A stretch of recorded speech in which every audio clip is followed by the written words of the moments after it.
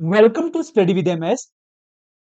आज हम बात करेंगे जो पिछले कल यानी 11 दिसंबर 2023 को NTA UGC net political science का पेपर हुआ है, उसके क्वेश्चन पेपर को यहाँ पर हम एनालाइज करेंगे कि उसमें जो क्वेश्चंस है वो किस तरह के पूछे गए थे।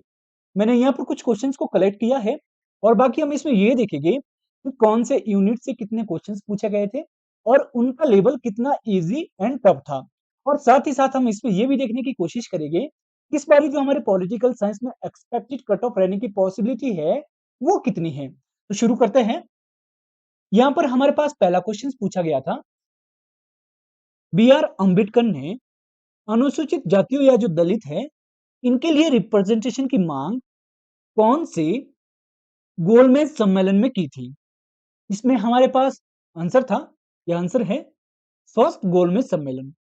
एंड नेक्स्ट क्वेश्चन है, पंडित जवाहरलाल नेहरू जो कि हमारे भारत के पहले प्राइम मिनिस्टर रहे हैं, इन्होंने चीन का दौरा कब किया था। हमारे पास इसका सही आंसर है 1954। एंड नेक्स्ट क्वेश्चन पूछा गया था, ये भी चाइना के दौरे से संबंधित ही पूछा गया था। इसमें पूछा गया था जो भारत के प्राइम मिनिस्टर रहे हैं डॉक्टर मनमोहन सिंह, इन्होंने चीन का दौरा कब किया था। इसका हमारे पास सही आंसर है 2008। एंड नेक्स्ट क्वेश्चन पूछा गया था, ये हमें क्रम में लगाने थे। इसमें हमारे पास कुछ रीजनल ऑर्गेनाइजेशन एंड कुछ रीजनल ग्रुपिंग थे या इंटरनेशनल ग्रुपिंग थे, इन्हें हमें क्या है इनकी स्थापना वर्ष के अकॉर्डिंग सीक्वेंस में लगाना था। इसमें हमारे पास पहले आना था नेम जो कि 1961 में बना था, एंड जो G77 है ये 1964, एंड आसियान 1967, एंड जो G20 है ये 1999। नेक्स्ट क्वेश्चन पूछा गया था, कौन वाइस प्रेसिडेंट बनने के बाद प्रेसिडेंट बने हैं। हमारे पास इसमें ऐसे जो प्रेसिडेंट है जो पहले क्या है वाइस प्रेसिडेंट रहे हैं, इनमें हमारे पास सबसे पहले है जाकिर हुसैन, बीवी गिरी, आर वेंकट रमन, शंकर दयाल शर्मा, के आर नारायण। ये ऐसे प्रेसिडेंट रहे हैं हमारे जो पहले क्या है वाइस प्रेसिडेंट थे और उसके बाद क्या है प्रेसिडेंट बने। एंड नेक्स्ट क्वेश्चन पूछा गया था, भारत के गवर्नर संबंधी क्या सही है। इसमें हमारे पास चार ऑप्शन थे जिसमें कि हमारा जो इसमें सही आंसर आना था वो है कि जो राज्यपाल है ये भारत के नागरिक होने चाहिए। हमारे पास जो दूसरे ऑप्शन थे उसमें वो थे कि उनकी जो एज है वो 25 ईयर होनी चाहिए, उनको प्राइम मिनिस्टर द्वारा नियुक्त किया जाता है। तो ये उसमें गलत है, हमारे पास सही यही आना था उसमें। एंड नेक्स्ट क्वेश्चन पूछा गया था, समन्वयवाद से कौन संबंधित है। इसका सही आंसर आना था Goswami Tulsidas. And next question पूछा गया था, सेल्फ रिस्पेक्ट मूवमेंट इससे संबंधित कौन है। हमारे पास इसका सही आंसर आना था पेरियार ईबी रामास्वामी। जो सेल्फ रिस्पेक्ट मूवमेंट है ये इन्होंने 1925 में चलाया था। नेक्स्ट क्वेश्चन पूछा गया था, मार्क्स, गांधी एंड सोशलिज्म किसकी राइटिंग है। इसका हमारे पास सही आंसर है doctor Ram Manohar Lohia. Next question इन्हीं से संबंधित पूछा गया था, लोहिया से संबंधित ही, कि इससे संबंधित क्या सही है। हमारे पास चार ऑप्शन थे जिसमें से दो गलत थे और दो सही थे। यहाँ पर मैंने तीन ऑप्शंस लिखे जो मुझे ध्यान रही है। इसमें हमारे पास पहला था कि जो राम मनोहर लोहिया है इन्होंने सप्त क्रांति का सिद्धांत दिया है, ये बिल्कुल सही था।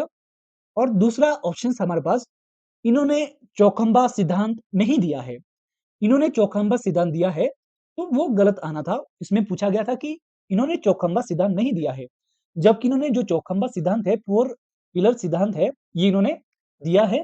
एंड नेक्स्ट पूछा गया था जो इनका साइकिल या जो चक्कर सिद्धांत है, जैसे कि जो हमारा एक जो उत्थान और जो पतन है उससे संबंधित पूछा था, वो भी सही था। तो ये हमारे इसमें दो सही आने थे और दो गलत आने थे। एंड नेक्स्ट क्वेश्चन पूछा गया था, जो रॉबर्ट नोजिक है इनकी जो थ्योरी रही है इंटाइटलमेंट की उससे संबंधित पूछे गए थे। उसमें चार ऑप्शन थे जिसमें से हमारे तीन सही थे और एक गलत था। तो ये जो तीनों के तीनों है यही वहां पर पूछे गए थे और ये हमारे तीनों आने थे वहां पर। जैसे कि जो संपत्ति का अर्जन है ये लीगल होना चाहिए, वैध होना चाहिए, और जो संपत्ति का स्थानांतरण है ये भी वैध होना चाहिए। अगर संपत्ति का जो स्थानांतरण एंड जो अर्जन है ये अवैध होगा तो जो स्टेट है इसके द्वारा क्या है, जो दंडात्मक कार्यवाही है ये की जाएगी।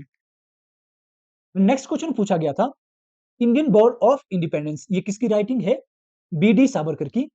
इसमें कुछ हमारे पास और राइटिंग्स भी थी, इन्हें क्या है हमें मैच करना था, पर ये एक ही राइटिंग से भी मैच हो रहा था। एंड नेक्स्ट क्वेश्चन पूछा गया था, एलिमेंट्स ऑफ डायरेक्ट डेमोक्रेसी, जो डायरेक्ट डेमोक्रेसी हमारी ये स्विट्जरलैंड में एग्जिस्ट करती है, इसके एलिमेंट्स पूछे गए थे। इसमें हमारे पास 4 या 5 एलिमेंट्स थे, जिसमें से एक नहीं था, बाकी थे। तो इसके जो एलिमेंट्स है वो है रेफरेंडम, इनिशिएटिव, रिकॉल, प्लेबिसाइड। ये हमारे डायरेक्ट डेमोक्रेसी के एलिमेंट्स है। एंड नेक्स्ट क्वेश्चन पूछा गया था, ये जो भारतीय संविधान का आर्टिकल 328 है, इससे संबंधित पूछा गया था। इसमें हमारे पास जो सही आना था, आंसर आना था, वो था कि जो किसी भी राज्य के विधानमंडल को उसके चुनाव के लिए कानून बनाने की शक्ति, ये इसका क्या है, उल्लेख करता है इंडियन कॉन्स्टिट्यूशन का आर्टिकल 328। ये इलेक्शन कमीशन से रिलेटेड है। एंड नेक्स्ट क्वेश्चन पूछा गया था, जो तजाकिस्तान है, यहाँ पर किस प्रकार की शासन प्रणाली है, या कौन सा शासन है? यहाँ पर हमारे पास एकातंक जो प्रेसिडेंट है वो है, ये हमारे यहाँ पर सत्तावादी तानाशाही है, इस प्रकार का यहाँ पर क्या है, शासन या शासन प्रणाली है। नेक्स्ट क्वेश्चन पूछा गया था, जो गोलकनाथ केस है 1967 का, इसे किस संवैधानिक संशोधन ने ओवरसाइट किया था? इसमें हमारे पास सही आंसर आना था 24th constitutional amendment act. And next question पूछा गया था, जो ग्राम सभा है, इससे संबंधित कौन सा कथन सही है? इसका हमारे पास सही आंसर आना था, या इसमें ऐसा पूछा गया था, जो ऑप्शन था इसमें, जो राज्य विधानमंडल है, ये ग्राम सभा को स्वायत्ता देने संबंधी कानून नहीं बना सकती है। ऐसा नहीं है, ये कानून बना सकती है, तो वो गलत आना था। तो ये इसका सही आंसर था। नेक्स्ट क्वेश्चन पूछा गया था, द स्टडी ऑफ एडमिनिस्ट्रेशन 1887, ये किसकी राइटिंग है? ये वुड्रो विल्सन की राइटिंग है। नेक्स्ट क्वेश्चन पूछा गया था, जो सत्यशोधक समाज है, इसकी स्थापना किसने की थी? इसका हमारे पास सही आंसर आना था ज्योतिबा फूले। नेक्स्ट क्वेश्चन पूछा गया था, स्थापना वर्ष के अनुसार मिलान करें।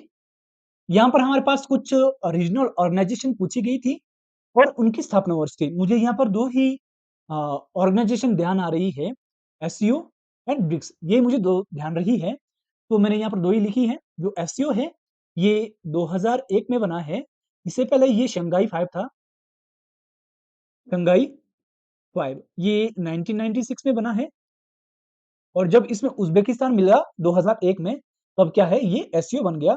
और दूसरा था ब्रिक, ये 2006 में बना है, और जो ब्रिक है आगे जाकर ये ब्रिक्स बना 2009 में। नेक्स्ट क्वेश्चन पूछा गया था, ये भी सही मिलान करना था। यहाँ पर हमारे पास जो इंडियन फेडरलिज्म है, उससे संबंधित जो स्कॉलर्स रहे हैं, उन्होंने कौन सी शब्दावली यूज की है? तो इसमें मुझे दो ध्यान है, दो कोई और थी। एक क्वासी फेडरलिज्म, जो कि केसी वीर ने कहा है इंडियन फेडरलिज्म को, एंड दूसरा है सहकारी संघवाद कोऑपरेटिव फेडरलिज्म, जो कि ग्रैनविल ऑस्टिन ने कहा है। एंड नेक्स्ट क्वेश्चन पूछा गया था, जॉन रोल्स से संबंधित क्या सही है? यहाँ पर भी अगेन हमारे पास 4 ऑप्शन थे, जिसमें से 3 सही थे और 1 गलत था। मुझे यहाँ पर 2 ध्यान रहे थे, जो मैंने यहाँ पर लिखे हैं। जस्टिस एज फेयरनेस, ये जॉन रोल की राइटिंग है, और दूसरा है वेल ऑफ इग्नोरेंस, ये भी जॉन रोल से ही संबंधित है। एंड नेक्स्ट क्वेश्चन पूछा गया था, महात्मा गांधी से संबंधित, यहाँ पर उन्होंने कुछ जो राइटिंग्स लिखी है, उससे संबंधित था। इसपे 4 ऑप्शंस थे, जिसमें से 2 सही थे, बी एंड ए इसमें आना था। ये 2 सही आने थे इसमें, एक तो हिंद स्वराज, और दूसरा जो इंडियन फ्रीडम है, उससे संबंधित उन्होंने कोई राइटिंग लिखी है। मुझे पूरी ध्यान नहीं है कि कौन-सी है वो, इंडियन फ्रीडम से रिलेटेड थी। एक थी हिंद स्वराज, यही 2 आने थे उसमें सही आंसर में। एंड नेक्स्ट क्वेश्चन पूछा गया था, जो 2008 में 108वां संवैधानिक संशोधन विधेयक लाया गया था, बिल लाया गया था, इससे संबंधित क्या सही है? इसमें हमारे पास जो सही आंसर आना था वो था, एक तो जो महिलाएं हैं, वुमेन है, उनके लिए यहाँ पर 33% का जो रिजर्वेशन है वो दिया गया था। और दूसरा इसमें ऑप्शन था कि इस अधिनियम के द्वारा क्या है, जब ये लागू हो जाएगा, उसके 15 ईयर पश्चात क्या है, जो महिलाओं के लिए ये रिजर्वेशन है, ये समाप्त हो जाएगा। एंड नेक्स्ट क्वेश्चन पूछा गया था, ये क्रम में लगाने थे हमें। इसमें जो हमारा भ्रष्टाचार से संबंधित है, कुछ कमिटीज पूछी गई थी, 4 कमिटीज थी, जिन्हें क्या है उनके स्थापना वर्ष के अकॉर्डिंग क्या है हमें सीक्वेंस में लगाना था। मुझे यहाँ पर अगेन 3 ही ऑप्शन ध्यान है और चौथा मुझे ध्यान नहीं है कि कौन-सा था। इसमें पहला है के संथानम समिति जो कि 1964 में बनी थी। उसके बाद फर्स्ट एडमिनिस्ट्रेटिव रिफॉर्म कमीशन जो कि 1966 में बना था एंड नेक्स्ट है बोहरा समिति जो कि 1993 की है।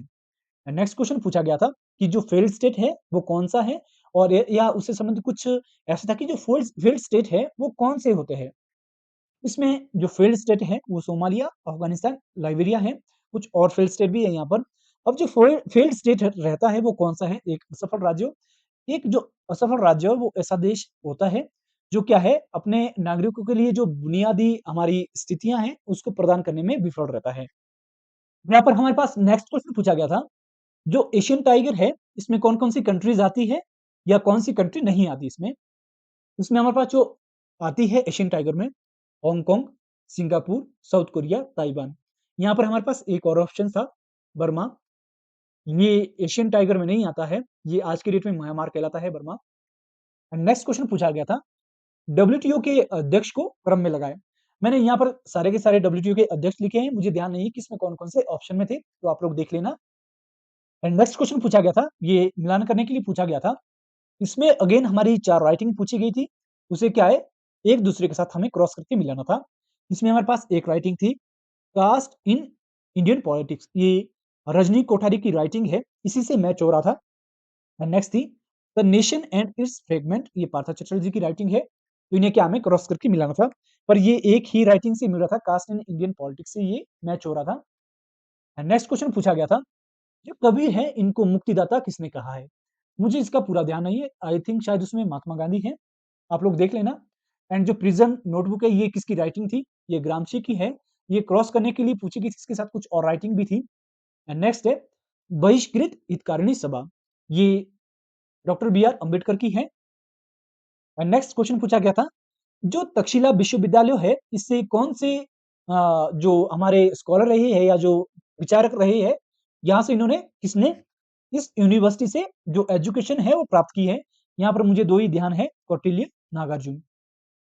एंड नेक्स्ट क्वेश्चन पूछा गया था, सिटीजन चार्टर से रिलेटेड, इसका जो सही आंसर आना था, ये जो इसका विकास है, ये 1991 में इंग्लैंड से माना जाता है उस टाइम, वहाँ पर जो लेबर पार्टी है, उसके टाइम पीरियड में या जो शासनकाल में क्या है, 1991 में यहाँ सिटीजन चार्टर एक्ट लाया गया था सबसे पहले इंग्लैंड में। इसके अलावा कुछ ऐसे क्वेश्चन्स हैं, जो मुझे बहुत ऊपर-ऊपर से ध्यान रहे हैं। इसमें कुछ क्वेश्चन्स हैं, जैसे कि स्टेजेस ऑफ हिस्टोरिकल मॉडर्निज्म जो कार्ल मार्क्स का ऐतिहासिक भौतिकवाद है, उसकी स्टेजेस पूछी गई थी। पार्टिसिपेटरी डेमोक्रेसी इससे संबंधित क्वेश्चन पूछा गया था। एल्टन मेयो से संबंधित पूछा गया था। पॉल एप्रोबी, मॉर्गन थ्यू का पावर से रिलेटेड कोई क्वेश्चन पूछा गया था। फेमिनिज्म से संबंधित कोई क्वेश्चन पूछा गया था कि कौन-सा विचारक उससे संबंधित है। यूरोपियन यूनियन से क्वेश्चन पूछा गया था। मलक्का जो स्टेट है इससे क्वेश्चन पूछा गया था। ये इंडिया एंड इंडोनेशिया के बीच है, ये जो मलाक्का स्टेट है, जो आसियान 4 कंट्रीज़ है उसके बीच है। और इसमें जो हमारे पास ऑप्शंस में था वो इंडिया एंड इंडोनेशिया आना था और जो एस्टीमेट कमिटी है इससे संबंधित क्वेश्चन पूछा गया था। ये यहाँ पर कुछ क्वेश्चन थे जो मैंने कलेक्ट किए थे। इसमें हमारे पास जो इंडियन पॉलिटी है, इंडियन पॉलिटी इंडियन पॉलिटी से जो क्वेश्चन पूछे गए थे हमारे पास ये थे 10 से 15 क्वेश्चन पूछे गए थे। और जो थॉट है, इससे क्वेश्चन पूछे गए थे 25 से 30 के लगभग क्वेश्चन पूछे गए थे, इससे भी ज़्यादा ही थे, क्योंकि कुछ हमारे पास यहाँ पर टर्म पूछी गई थी, कुछ राइटिंग्स पूछी गई, तो थॉट से संबंधित थे ये सारे के सारे। 25 से 30 क्वेश्चन थॉट से पूछे गए थे और जो आईआर है, इससे संबंधित थे 15 से 20 क्वेश्चन पूछे गए थे और जो हमारे पास कंपैरेटिव है, इसमें भी हमारे पास 10 से 15 के बीच क्वेश्चन थे या 10 से 12 के बीच थे, पर कंपैरेटिव से कम ही क्वेश्चन थे और पब्लिक एडमिनिस्ट्रेशन है। जो पब्लिक एडमिनिस्ट्रेशन है, इससे संबंधित 10 से 15 क्वेश्चन पूछे गए थे और जो थ्योरी है, इससे 10 से 15 क्वेश्चन पूछे गए थे। ये थ्योरी से पूछे गए थे। तो ये हमारे सारे क्वेश्चन्स पूछे गए थे, जो यूनिट वाइज़ मुझे लगता है कि इस तरह से क्वेश्चन्स पूछे गए थे। और जो इसमें हमारे क्वेश्चन्स का लेवल था, इसमें जो तो 30 से 40 क्वेश्चन है, 30 से 40 क्वेश्चन, वो डायरेक्ट ही पूछे गए थे, ईज़ी थे 30 से 40 क्वेश्चन और जो 20 से 30 क्वेश्चन है, 20 से 30 ये मीडियम थे, ना ज़्यादा ईज़ी थे और ना ही ज़्यादा टफ थे। और जो 25 से 35 क्वेश्चन है, 25 से 35, ये काफ़ी टफ क्वेश्चंस पूछे गए थे। तो इस तरह से ये क्वेश्चंस का जो एक लेवल था और जो यूनिट वाइज़ क्वेश्चन पूछे गए थे, इस तरह से पूछे गए थे। नेक्स्ट हम बात करेंगे एक्सपेक्टेड कट ऑफ की। ये जो दिसंबर 2023 में हमारा नेट का पेपर हुआ है पॉलिटिकल साइंस का, इसमें हमारी जो एक्सपेक्टेड कट ऑफ रहने की पॉसिबिलिटी है, वो कैटेगरी वाइज़ कितने रहने की पॉसिबिलिटी है। इसमें हम सबसे पहले बात करेंगे अनरिजर्व कैटेगरी की, कि इसमें जो नेट एंड जेआरएफ है, वो कितने से कितने परसेंट के बीच होने की पॉसिबिलिटी है। इसमें जो हमारा नेट रहेगा, ये 58 से 62% के बीच रहेगा और जो जेआरएफ होने की पॉसिबिलिटी है, ये 68 से 72% के बीच रहने की पॉसिबिलिटी है। एंड नेक्स्ट हमारे पास जो कैटेगरी है, वो है ईडब्ल्यूएस। जो ईडब्ल्यूएस में नेट के कट ऑफ रहने की पॉसिबिलिटी है, ये 53 से 57 के बीच और जो जेआरएफ होने की पॉसिबिलिटी है, ये 64 से 68% के बीच रहने की पॉसिबिलिटी है।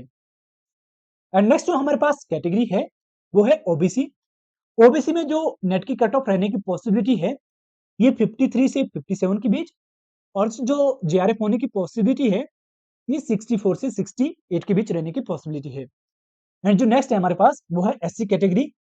एससी में जो नेट की कट ऑफ रहने की पॉसिबिलिटी है, ये 49 से 53% के बीच और जो जेआरएफ होने की पॉसिबिलिटी है, ये 58 से 62 के बीच रहने की पॉसिबिलिटी है। एंड जो नेक्स्ट है, वो है एसटी कैटेगरी।